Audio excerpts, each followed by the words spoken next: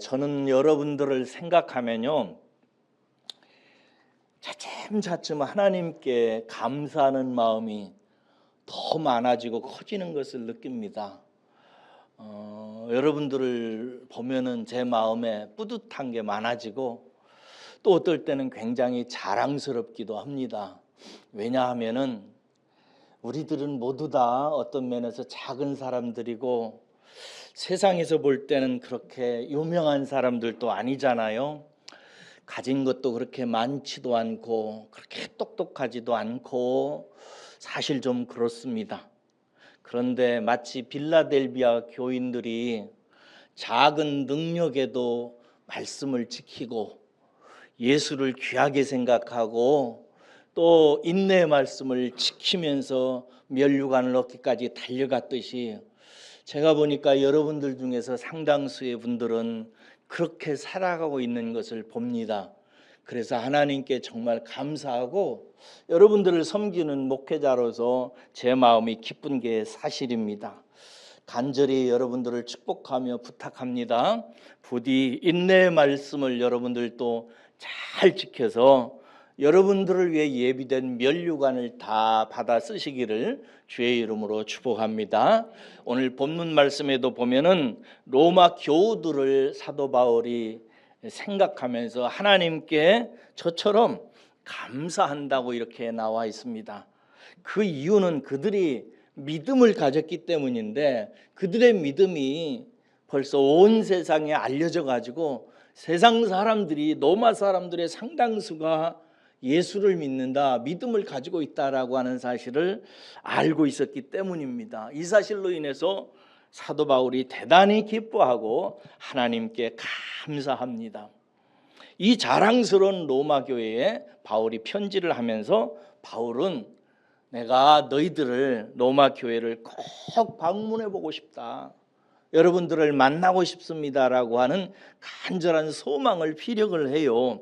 그런데 그 이유가 좀 특이합니다. 얼굴 보고 싶다는 것도 아니고 가서 뭐 맛있는 거 먹고 싶다는 것도 아니고 함께 재미있게 놀자는 것도 아닙니다. 이유가 참 특별해요. 11절 보세요. 11절 보면은 내가 너희들에게 가서 어떤 신령한 은사를 여러분들에게 나누어 주려고 합니다 라고 말합니다. 신령한 은사를 나누어 주기 위해서라는 거예요. 여기서 신령한 은사는 무엇일까요? 사도 바울이 가가지고 로마 교인들을 모두 다 방언하게 만들려고 하는 걸까요? 아니면 무슨 병 고치는 은사를 받게 하려고 하는 걸까요? 아니면 무슨 지식의 은사나 예언의 은사를 그들에게 선물로 주기 위해서 가려고 하는 걸까요?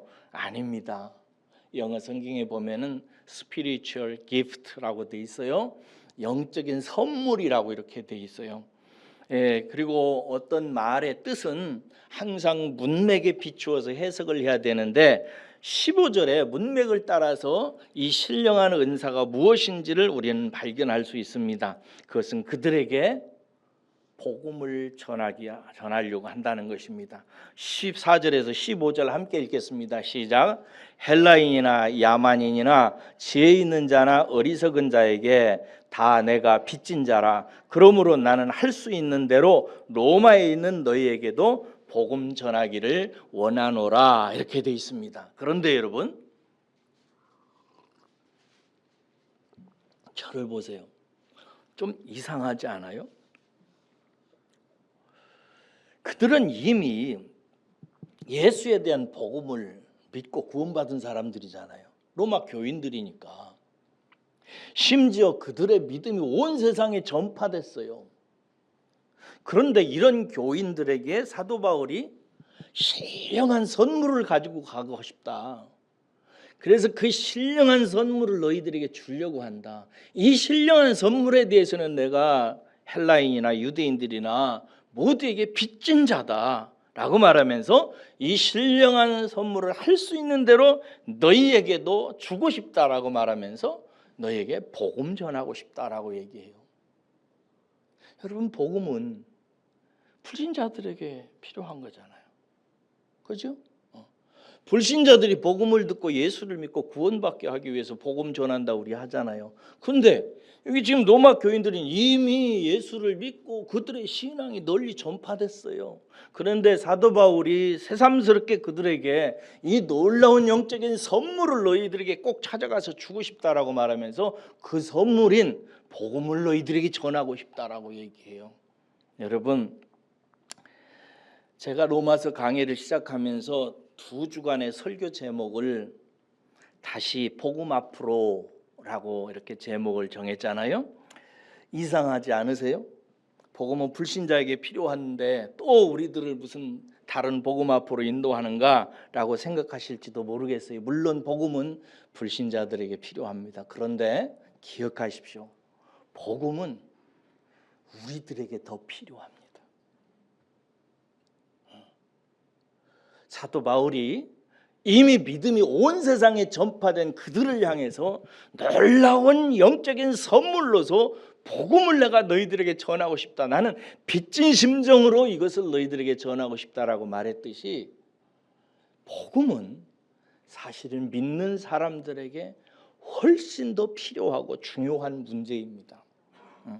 자, 우리가 다시 복음 앞으로 가야 되는 이유는 첫 번째 11절과 12절에서 확인할 수 있습니다. 11절과 12절 읽읍시다. 시작. 내가 너희 보기를 간절히 원하는 것은 어떤 신령한 은사를 너희에게 나누어 주어 너희를 견고하게 하려 함이니 이는 곧 내가 너희 가운데서 너희와 나의 믿음으로 말미암아 피차 안위함을 얻으려 함이라. 이렇게 돼 있어요. 사도 바울이 간절히 로마 교회를 찾아가서 그들에게 복음을 전하려고 하는 이유가 있어요. 그것은 뭐냐면 먼저 너희를 견고하게 하려고 하는 거예요. 복음을 다시 듣고 깨닫게 해가지고 성도를 믿음 위에 흔들리지 않도록, 어떤 환난과 역경이 있어도 흔들리지 않도록 견고하게 세워놓는 데 있어서 꼭 필요한 게 있는데 복음이라는 것입니다. 그리고 다음으로 온 교인들이 서로 이 같은 하나의 복음으로, 나의 복음과 여러분들의 복음, 나의 믿음과 여러분들의 믿음으로 서로 교제해가지고 피차 안위함을 얻게 하려 함이라 되어 있는데, 여기서 안위함은 서로 위로받고 격려받는 것을 말합니다. 그러니까 이 어렵고 힘든 세상을 살아가면서 서로 위로받고 격려받는 것이 복음의 중요한 능력이라는 것입니다. 정리하면 이래요. 우리가 다시 복음을 들어야 되는 이유는 저와 여러분들 개인적으로 견고하게 서기 위함이고, 또 성도들은 서로 위로하고 격려해서 함께 서가야 되는데, 이 일을 하는 중요한 하나님의 능력이 뭐냐? 복음이라는 것입니다. 여러분 중에서 내 믿음이 확실히 견고하다라고 생각하시는 분 계세요? 그 사람은 스스로 속고 있는 사람입니다. 복음은 우리에게 계속 들어야 되는 것이고, 계속해서 새로워져야 되는 것이고, 계속해서 깨달아져야 되는 것입니다. 너희가 스스로 섰다 하느냐? 삼가 넘어질까? 주의하라 라고 성경이 우리에게 권면하듯이, 여러분, 우리는 복음을 통해서 서는 것입니다. 혹시 여러분 중에서 내가 정말 구원을 받았는가 확실합니까? 확실하지 않다, 내가 천국에 가는 것이 명확하지 않다 생각하는 사람은 복음을 듣고 깨달으셔야 됩니다. 혹시 여러분 마음속에 하나님이 정말 나를 사랑하신다라고 하는 사실을 확신하시는 분도 계실 거고, 목사님은 사랑하는 거 확실해 보이는데 나는 그렇게 사랑하는 것 같지 않다라고 생각하시는 분도 있을 것입니다. 하나님의 사랑 위에 서지 못한 분들은 복음을 다시 들으셔서 깨달으셔서 하나님이 나를 진짜 사랑한다는 사실 앞에 우뚝 설 수 있으시기를 주의 이름으로 축복합니다.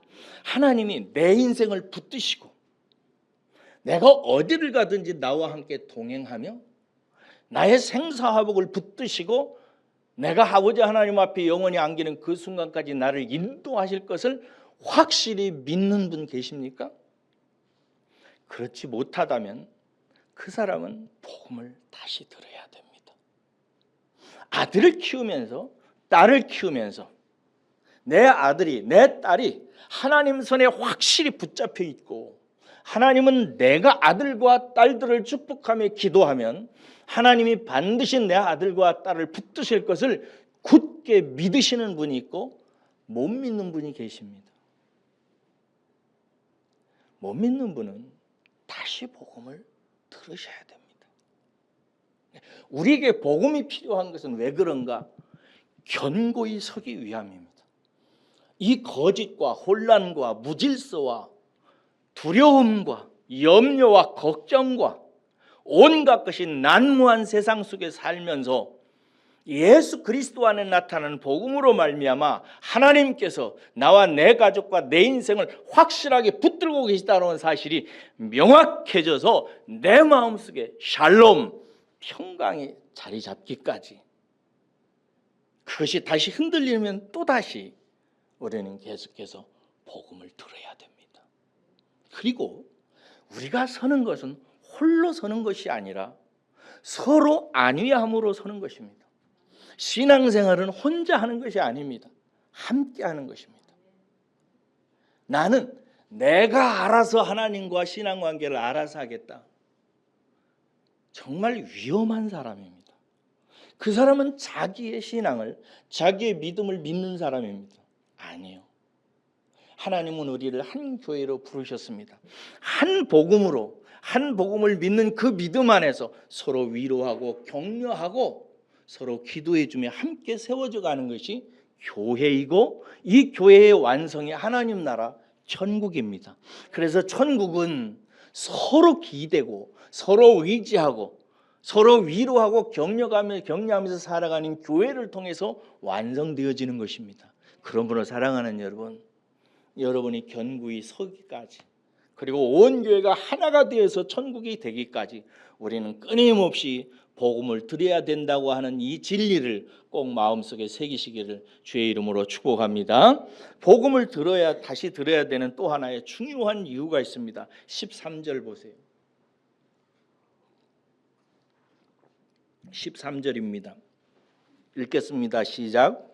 형제들아, 여러 번 너희에게 가고자 한 것을 너희가 모르기를 원하지 아니하노니, 이는 너희 중에서도 다른 이방인 중에서와 같이 열매를 맺게 함이라. 지금까지 길이 막혔도다. 열매를 맺게 하려 함이로되 지금까지 길이 막혔도다. 아멘. 여기서 여러분, 바울은 로마 교회를 방문하려고 여러 번 애썼다는 얘기를 굉장히 크게 강조하는 거 느끼시죠? 내가 여러 번 가려고 했는데 그게 잘 안 됐다라고 말하면서 그 이유에 대해서 너희가 모르기를 원치 아니하노니, 부정의 부정을 섞어서 표현할 때는 이게 뭐라고 그래요? 대단한 강조를.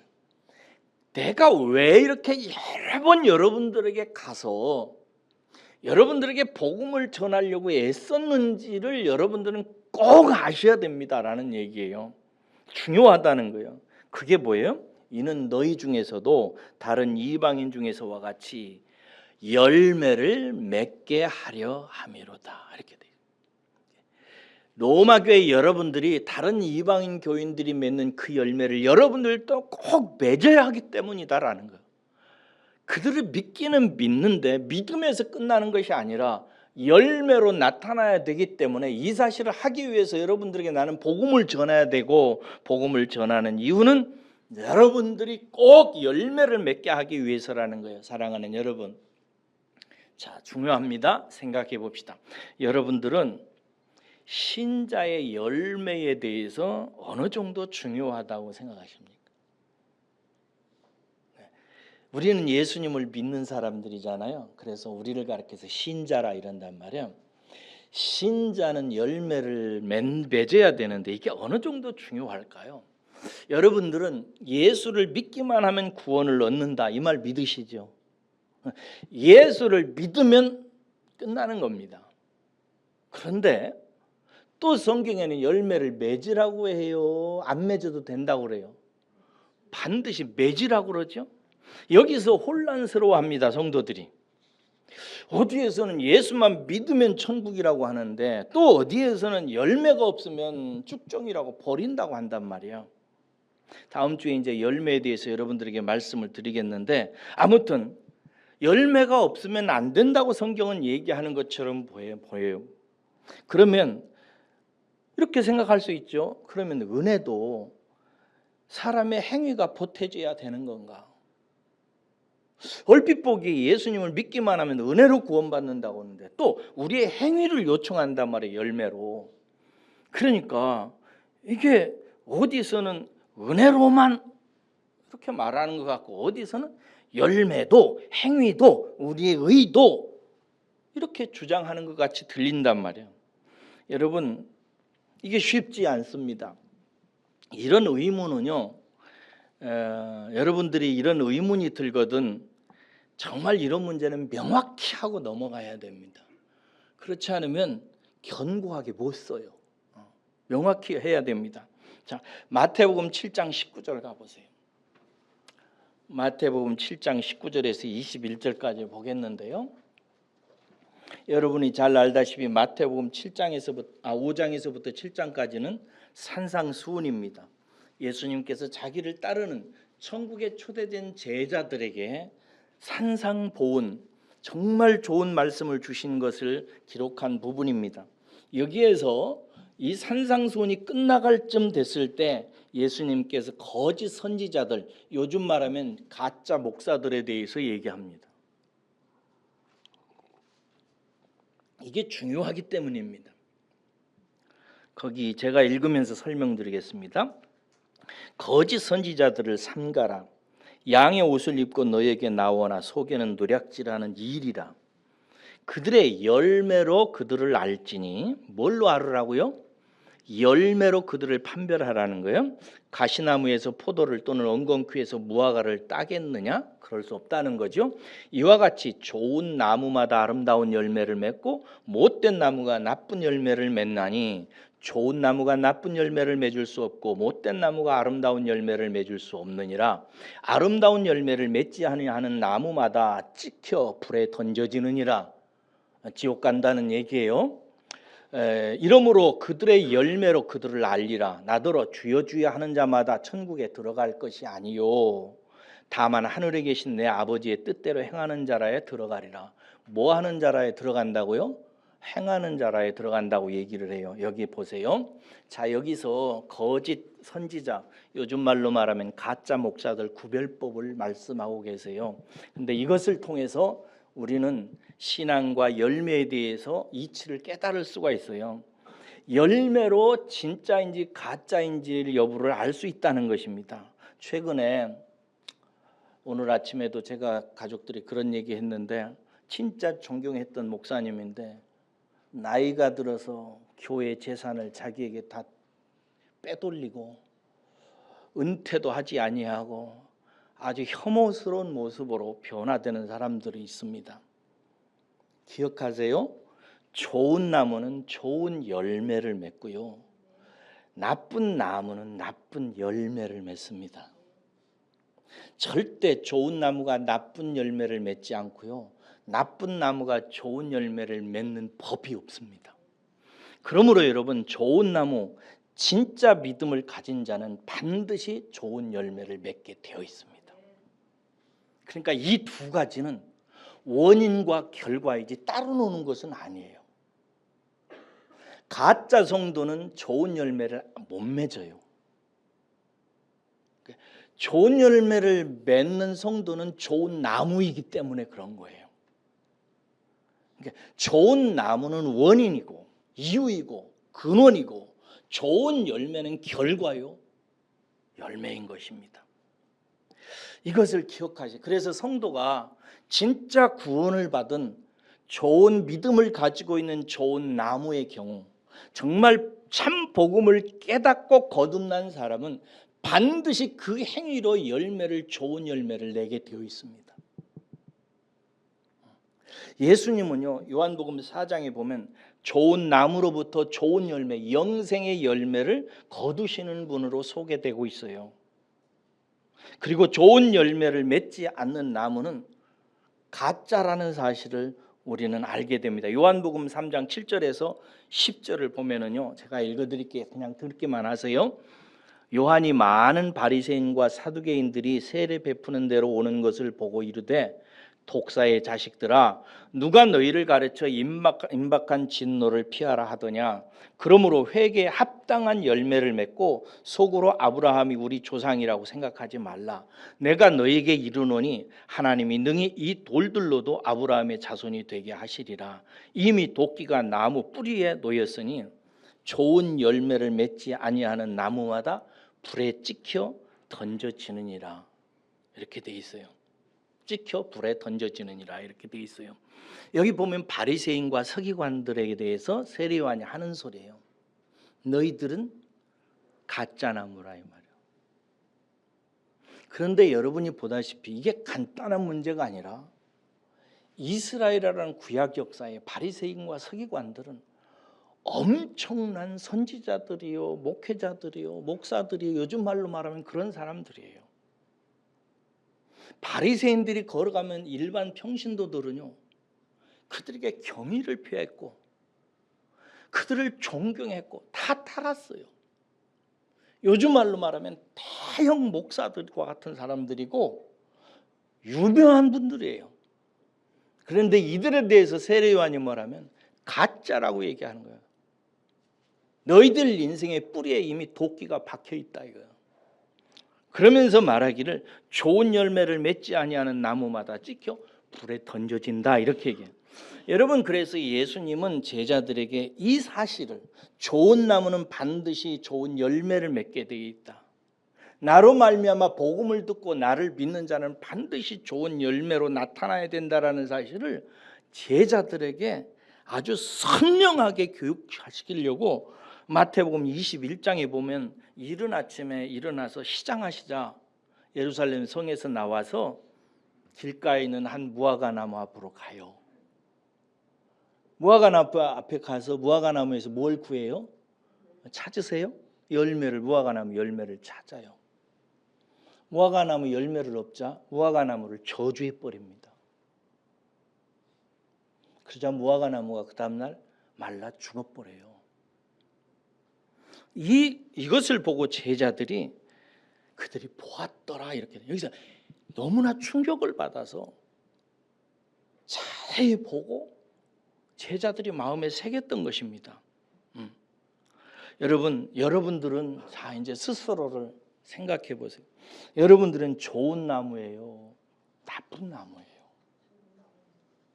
이것이 핵심입니다. 열매를 보면 돼요. 고린도후서 13장 5절에 보면 너희는 믿음 안에 있는가? 너희 자신을 시험하고 너희 자신을 확증하라 이렇게 돼 있어요. 너희들을 보고 사는 걸 보고 너희들이 예수 그리스도를 믿는 믿음 안에, 참 믿음 안에 있는지 확인해봐라, 시험해봐라, 테스트해봐라.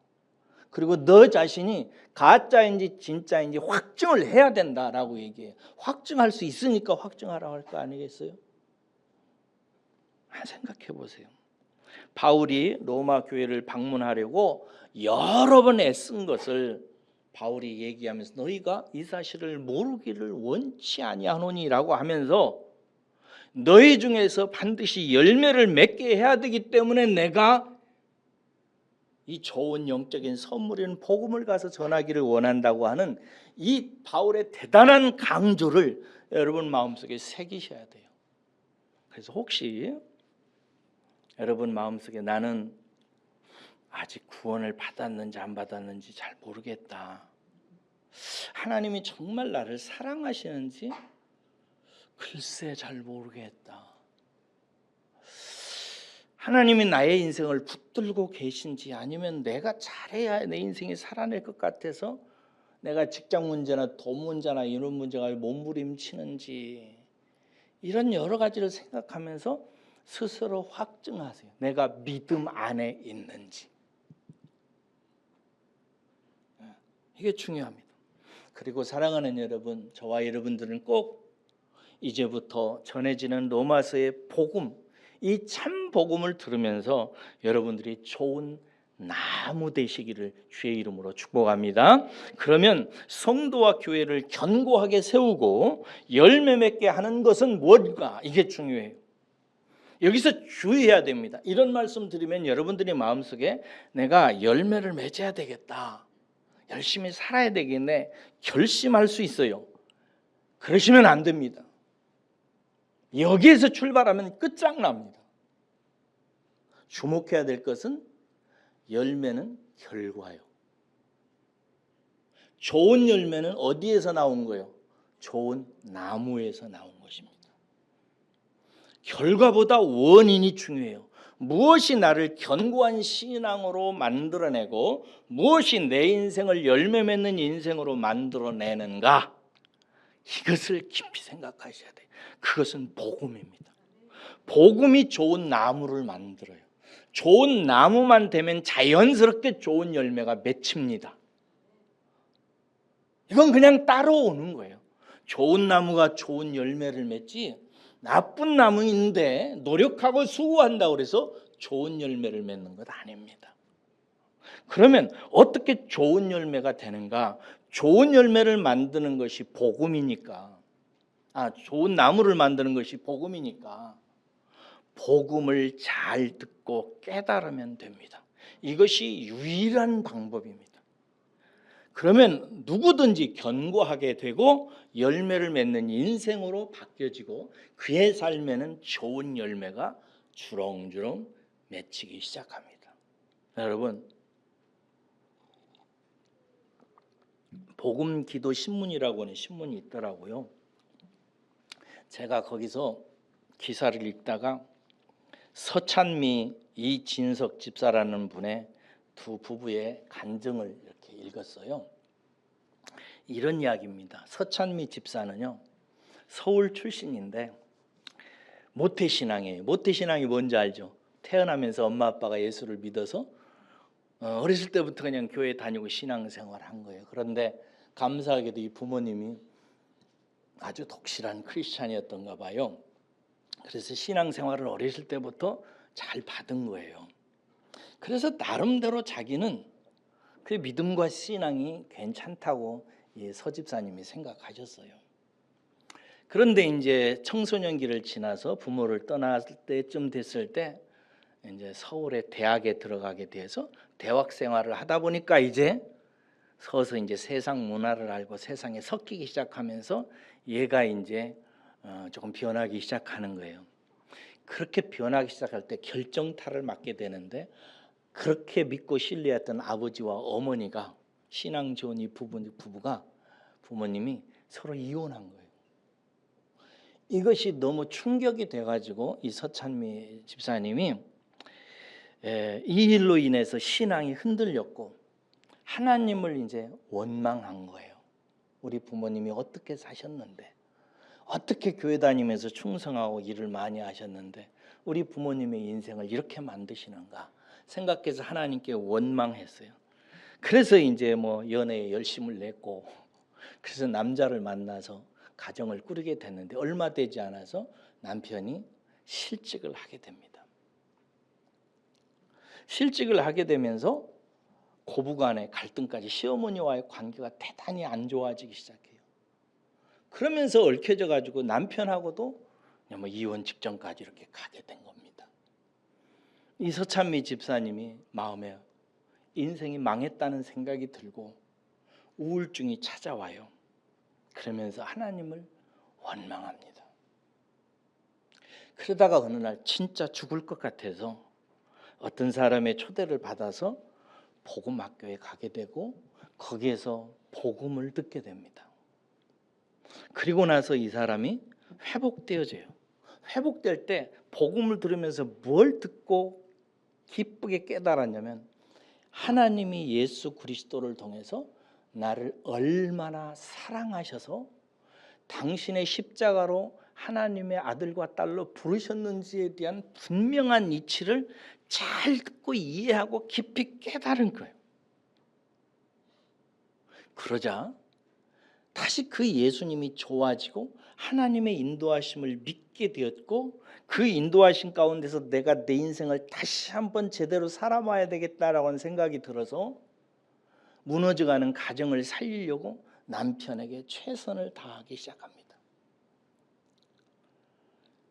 그렇게 변해져 가요.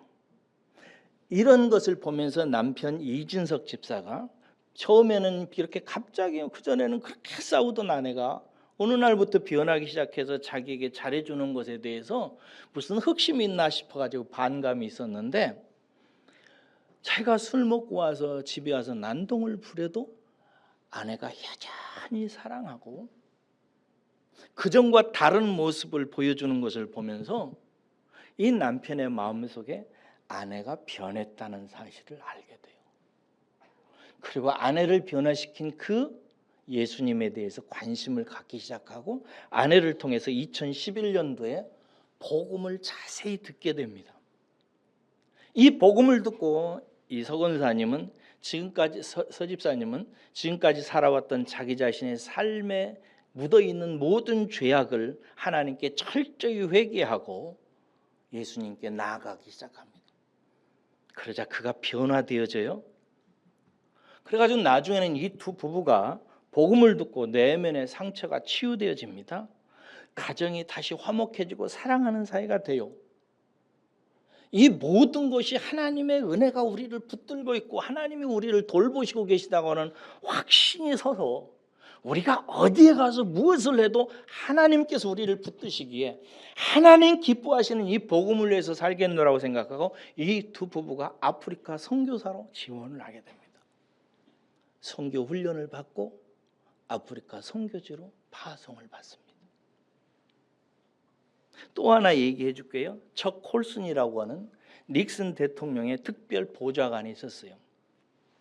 척 콜슨이라고 하는 이 사람은 별명이 있었는데 닉슨의 남자, 더러운 술수의 달인, 닉슨의 청부 살해업자라고 하는 별명을 가지고 있었대요. 그런데 닉슨 대통령이 여러분이 잘 알다시피 낙마하게 된 것이 워터게이트 사건이잖아요. 이 사건의 핵심 인물로 지목이 돼가지고 1975년도에 유죄 판결을 받고 척 콜슨이 감옥에 가게 됩니다. 감옥에 갈 때 이 사람이 얼마나 좌절하고 절망했겠어요? 인생이 끝난 겁니다.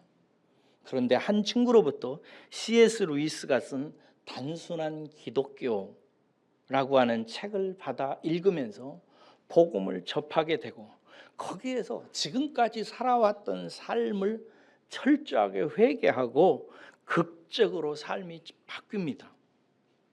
그는 출소 후 감옥 선교회 프리즌 펠로우십이라고 하는 출소 후에 감옥 선교회를 설립해 가지고 수감자들의 영적인 변화를 돕는 일에 헌신하기 시작합니다.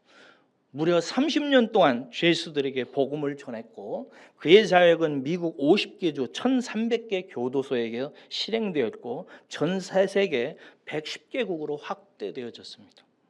2008년도에 부시 대통령 때 그는 대통령 훈장을 받기에 이르기까지 합니다. 여러분, 이 서찬미 이진석 집사, 닉슨의 보좌관 척 콜슨의 이야기 속에서 여러분들이 발견한 이들의 변화의 핵심은 무엇입니까? 이들의 결심인가요? 이들의 어떤 새로운 노력인가요? 아니에요. 이들은 단지 복음을 듣고 깨달은 것입니다. 예수 그리스도를 통해서 나타난 하나님의 복음을 듣고 이 사람들이 감동하고 하나님이 얼마나 나를 사랑하시는지, 하나님이 나를 사랑하셔서 내 영혼을 구하셔서 하나님 나라의 사람으로 만들기 위해서 대체 무슨 일을 했는지에 대해서 대략 듣지 아니하고 복음 학교에 들어가서 일주일 동안 금식하며 복음을 자세히 들은 거예요. 이해한 것입니다. 이게 중요해요. 이해한다는 말이에요. 깊이 그 세계를 복음을 듣고 이해한 거예요. 이해하면서 감화를 받고 감동을 받고 회개하고 새로운 인생을 살게 된 것입니다. 그래서 바울은요, 사람을 바꾸어서 열매 맺게 만드는 좋은 나무 만드는 방법은 딱 하나라고 얘기해요. 그것은 하나님이 만들어내 놓은 인생의 큰 좋고 기쁜 소식, 복음밖에 없다라는 것입니다. 이 복음인 거예요. 신앙생활의 핵심이 뭐냐 여러분? 복음을 듣고 이해하고 깨닫는 겁니다. 여기에서 끝나는 거예요.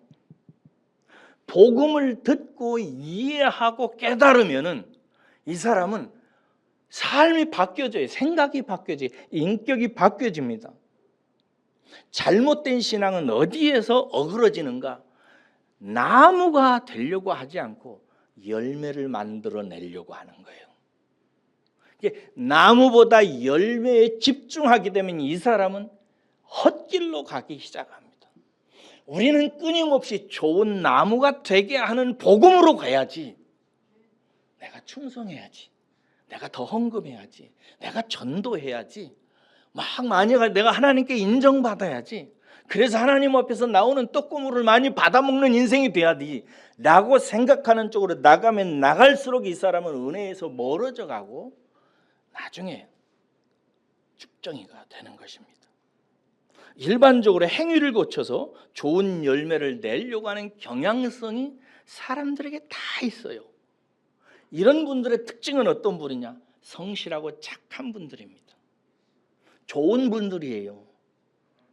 그러나 그것이 그 나의 좋은 장점, 나의 좋은 재능, 나의 좋은 성실과 열심과 충성하는 마음, 이것에 뿌리를 내리다가 자기 죄인됨을 깨닫지 못해서 망하는 길로 가는 것입니다.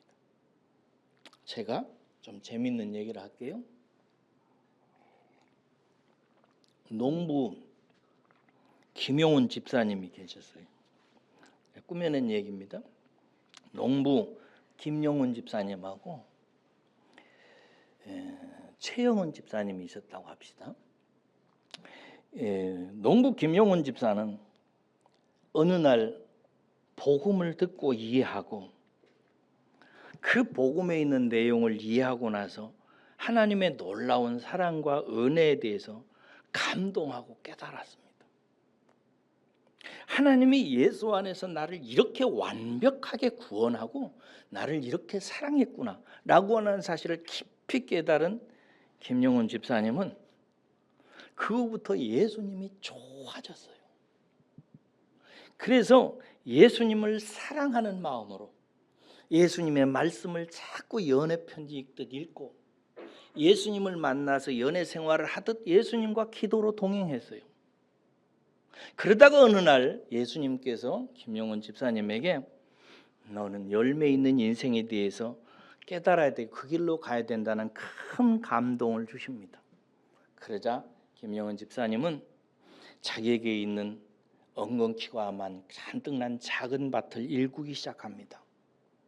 자갈들을 빼내고 가시 엉겅퀴를 빼내고 돌들을 빼내서 좋은 농토로 만들고 열심히 경작을 해서 추수를 해요. 그러자 추수물을 보면서 김용훈 집사님은 이렇게 내가 이 밭에서 이런 놀라운 추수물을 거두게 된 것은 하나님 때문이지 라고 생각하고 고마워하면서 가난한 사람들과 함께 나누어 먹어요. 그래서 사람들이 아이고 우리 영훈이가 엄청 변했구나 라고 생각하면서 기뻐하고 칭찬하고 지지해요. 김용훈 집사는 이 모든 게 하나님의 은혜라 생각하고 눈물로 하나님께 감사하고 찬송해요. 근데 옆집에 최영훈 집사님이 계셨어요. 이 사람은 교회에 어렸을 때부터 다녔어요. 그래서 열매 있는 인생이 되고 싶어서 하나님을 기쁘시게 해드리고 나도 하나님께 인정을 받고 열심히 노력해서 복을 받는 삶이 돼야지 생각하고 성경에 나온 모든 규율들을 다 지킵니다. 11조도 따로 잘 정성스럽게 떼냅니다. 주일을 빼먹지 않아요. 어린학교 교사로 교회 봉사자로 이런저런 일을 열심히 하며 섬기면서 하나님께 인정을 받고 복을 받으려고 합니다. 그래서 농사를 열심히 짓습니다. 그래서 가난한 사람들과 그 결과를 나누어 줘요. 사람들이 칭찬합니다. 여러분, 이 두 사람 사이의 차이가 뭔지 아시겠어요? 둘 다 착한 사람들이에요. 둘 다 너무너무 좋은 사람입니다. 그러나 김용훈 집사님의 선행은 하나님의 사랑과 은혜가 동력이 되어서 나온 결과고, 최용훈 집사님의 선행은 하나님께 인정받고 복을 받으려고 하는 열심, 자기의 결단이 동력이 된 것입니다. 이해하시겠어요? 김용훈 집사님은 좋은 나무가 된 것이고요, 최용훈 집사님은 좋은 열매를 거둔 것 같으나 그러나 나쁜 나무였던 것입니다. 같은 선행이지만 김용훈 집사님의 선행은 좋은 열매고요, 최용훈 집사님의 선행은 나쁜 열매인 것입니다. 하나님은 김용훈 집사님의 열매는 받으시고 최용훈 집사님의 열매는 받지 아니하십니다. 아벨과 가인의 제사처럼 말이죠. 이렇게 신자들의 삶은 신앙의 집을 짓고 살아요. 이 두 신앙은 반드시 시험을 통과하고 하나님께 의롭다함을 받아야 되는데요, 성경에 보면 바람이 불고 창수가 나매, 즉 고난이 옵니다. 농사가 재해를 입어서 소출을 내지 못하는 일이 생겼어요. 사람들이 김용훈 집사도 최용훈 집사도 더 이상 자기들에게 유익을 주지 않으니까 세상 사람들이 그렇죠, 무시하고 가까이 하지 않고 떠나버립니다. 이때 김용훈 집사님은 지금까지 인생이 하나님의 은혜였구나 라고 생각하고 감사하며 하나님께서 지금까지 그렇게 살게 해주셨듯이 앞으로도 하나님께서 어떻게든지 살게 할 것을 믿으며 그 은혜를 확신하고 고난의 때에 기도로 넘어갑니다. 그러나 최용훈 집사님은 떠나간 사람들 때문에, 자기 실패한 인생 때문에 상처를 받고, 옛날에 잘해줄 때 잘해주고 그랬는데 자기가 망하니까 떠나간 사람들을 향해서 마음의 분노와 상처를 입습니다.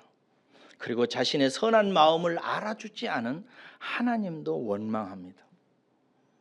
그러면서 기도도 안 하고 말씀도 안 보고 세상 사람들이 살아가는 방식으로 차츰차츰 바뀌어갑니다.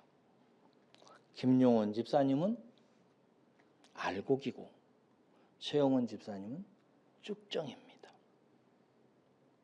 여러분, 차이를 이해하시겠어요?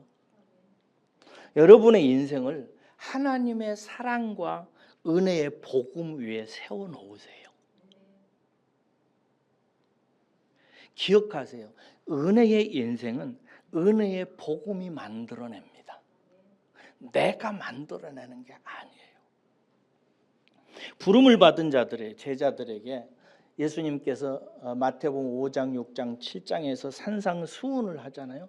이 산상수훈이라고 하는 마태복음 5장에서 7장까지는 굉장히 중요합니다.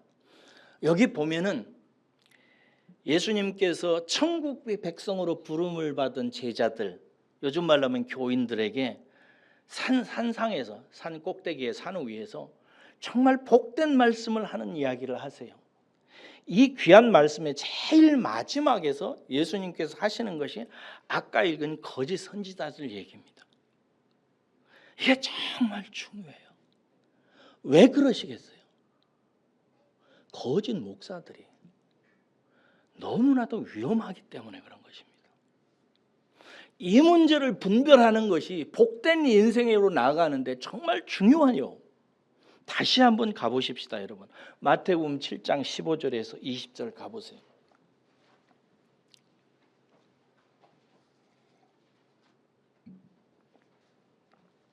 마태복음 7장 15절에 27절까지 읽으면서 말씀드릴 테니까 보세요.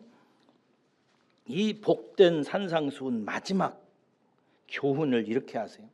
거짓 선지자들을 삼가라. 여기서 거짓 선지자는 문맥상 무슨 뜻이냐면 나쁜 나무를 만들어내는 목자들을 말합니다. 사탄의 도구들이에요. 거짓 선지자들을 삼가라. 양의 옷을 입고 너에게 나오나 속에는 노략질하는 일이라. 그들의 열매로 그들을 알지니 가시나무에서 포도를 또는 엉겅퀴에서 무화과를 따겠느냐. 이와 같이 좋은 나무마다 아름다운 열매를 맺고 못된 나무가 나쁜 열매를 맺나니 좋은 나무가 나쁜 열매를 맺을 수 없고 못된 나무가 아름다운 열매를 맺을 수 없느니라. 아름다운 열매를 맺지 아니하는 나무마다 찍혀 불에 던져지느니라. 이러므로 그들의 열매로 그들을 알리라. 나더러 주여 주여 하는 자마다 다 천국에 들어갈 것이 아니요 다만 하늘에 계신 내 아버지의 뜻대로 행하는 자라야 들어가리라. 이렇게 돼 있어요. 그럼 하나님의 뜻이 뭘까요? 잘 생각하셔야 됩니다. 그날에 많은 사람이 나더러 이르러. 많은 사람, 여기서 많은 사람들은 많은 기독교인들을 말해요. 세상 사람들 아니야. 많은 교인들이 사람들이 나더러 이르되 주여 주여 우리가 주의 이름으로 선지자 노릇하며 주의 이름으로 귀신을 쫓아내며 주의 이름으로 많은 권능을 행하지 아니하였나이까 하리니. 그러니까 이 많은 사람들은 착한 사람들이에요. 성실한 사람들이고 충성된 사람들입니다. 열심히 수고한 사람들입니다. 주의 이름으로 다 했어요. 하리니 그때 내가 그들에게 말하되 너희를 도무지 알지 못하니 나는 니들이 누군지 모른다. 이 말은 무슨 말이냐면 너희들의 신앙의 원천이 어디에서 왔는지 그리고 그 원천이 만든 너희라고 하는 족속을 나는 인정할 수 없다는 말이에요. 내게서 나온 애들이 아니라 이거. 도무지 알지 못하느니 불법을 행하는 자들아 내게서 떠나가라 하리라. 이러므로 누구든지 나의 이 말을 듣고 행하는 자는, 이 표현을 기억하세요. 이 말을 듣고 행하는 자. 사랑하는 여러분, 주님의 말씀에 주목하시기를 바랍니다. 제가 말씀 신앙, 말씀 중심, 말씀 묵상 이런 얘기 엄청나게 많이 하죠.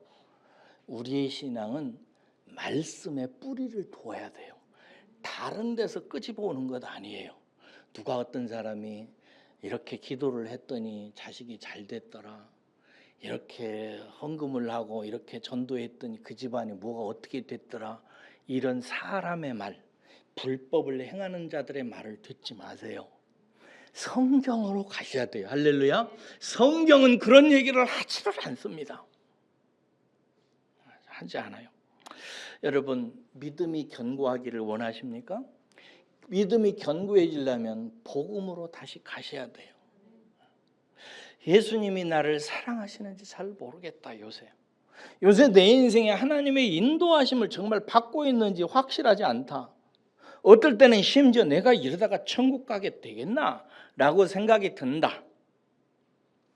어떨 때는 내 마음속에 하나님에 대해서 섭섭하고 하나님이 나를 돌보시지 않는 것 같다. 이 사람은 견고히 선 사람이 아니에요. 이 사람은 흔들리고 있는 거예요. 뿌리가 막 흔들리고 있는 거예요. 바람이 막 불고 창수가 나면 이건 다 쓰러지는 것입니다.